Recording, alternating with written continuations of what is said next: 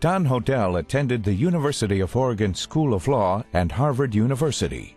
From 1972 to 1978, he was administrator of the Bonneville Power Administration. During the Reagan presidency, Hodel served as Secretary of Energy, and during the Yellowstone fires as Secretary of the Interior. A number of times he briefed President Reagan on the fire situation. In the following podcast, Secretary Hodel describes how he used a discretionary decision-making process to support fire managers. I had been head of the Bonneville Power Administration, and what I had learned in that situation was when we had a major power outage, the last thing the administrator needed to do was start mucking around in the minute-to-minute activities of the people who were trying to solve the problems. All the technical people, the experts, the scientists, dispatchers, operators, they were up to their eyeballs getting the system put back together. And so what I learned was for the political types to come barging in and saying, hey, I want to know what's going on, was a distraction and interruption. With that background, when the Yellowstone fires began, my view was we should let the technical experts fight the fire to the best of their ability. But the big thing was to let the people who knew what they were doing fight the fire. That meant that it was necessary to do some blocking, if I can put it that way, because as soon as something becomes a daily news story in the national media, then all the politicians want in on it. The senators and the congressmen, they want to be, well, they get questions, so they have to have answers. So they're calling, I want to talk to the Park Service people fighting the fire. Well, you try to minimize their interruptions also. So I thought that was an important thing to do. And I told the people at Yellowstone that I would back them and support them in their efforts to fight the fire. In the political world, as soon as you get discretion involved, you've got a problem, because one person's appropriate is somebody else's inappropriate. So you're looking at the park and you're saying, well, you know, that upper terrace there is old trees. They're 400 years. When I flew over the fire, I could see areas that hadn't burned yet where there were old trees, a lot of standing dead timber in them, just waiting to be burned. And then areas that had burned 100 years ago that were bright and lush and green, and they weren't burning very much.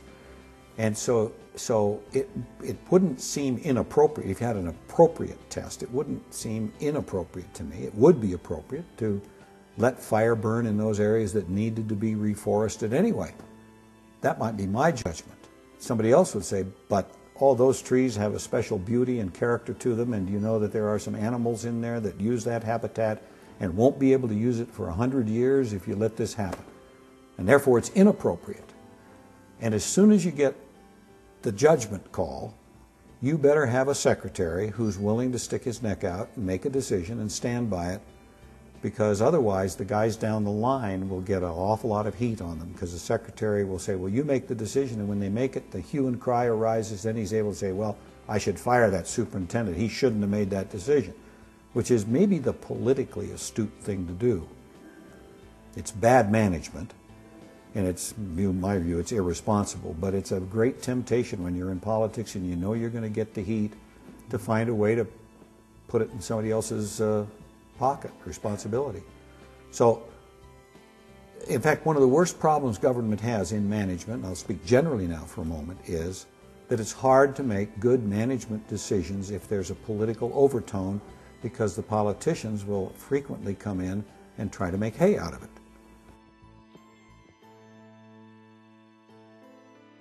If you're on the fire line and you've got a discretionary issue,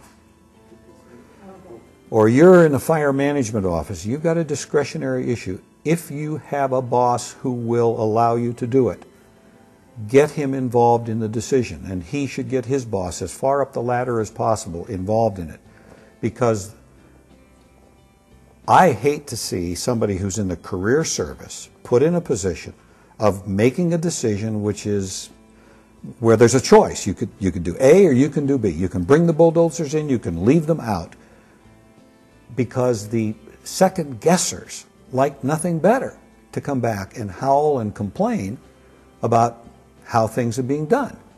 And for their sake, they need to see to it that those decisions go as far up the ladder as possible as a matter of protecting the integrity of the system. The corollary for the senior executive is he needs to be sensitive to those kinds of questions that are discretionary and be willing to make the discretionary decision as a means of protecting the careers of the people who are actually fighting the fire. I was willing to make the bulldozer decision, that kind of decision, because I knew mine wasn't a career slot anyway, and people would debate the fire afterwards all they wanted. But if I made that decision, they could never say the superintendent should be fired because he made that decision. He could always say, look, I made a recommendation, but the secretary made the decision. And I think it's a responsible thing for the political appointee to step in and make the decision in those discretionary ways.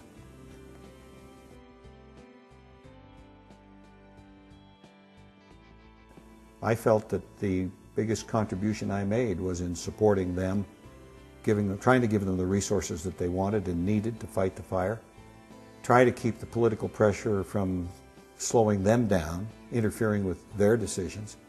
Yeah, I could fight the political battles, I couldn't fight the fire. They could fight the fire and would have much more trouble fighting the political battles. So it worked out all right. I was comfortable with it, and I must say that one of the mementos that I treasure probably more than most, certainly as much as any, from my time as secretary was a plaque that Bob Barbie gave me, thanking me for supporting him and the Park Service team at Yellowstone, thanking me for supporting them.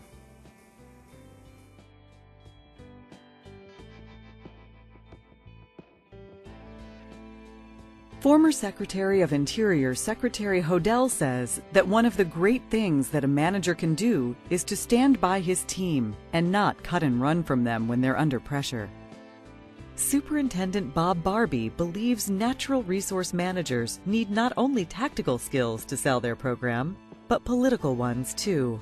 Yet many fire managers often find politicians to be a nuisance and politics to be a form of selling out. Did Hodel's discussion of discretionary decision-making give you a fresh slant on the role a politician and politics might play in effectively managing a forest fire? Can you enhance your professionalism as a fire manager by being more political?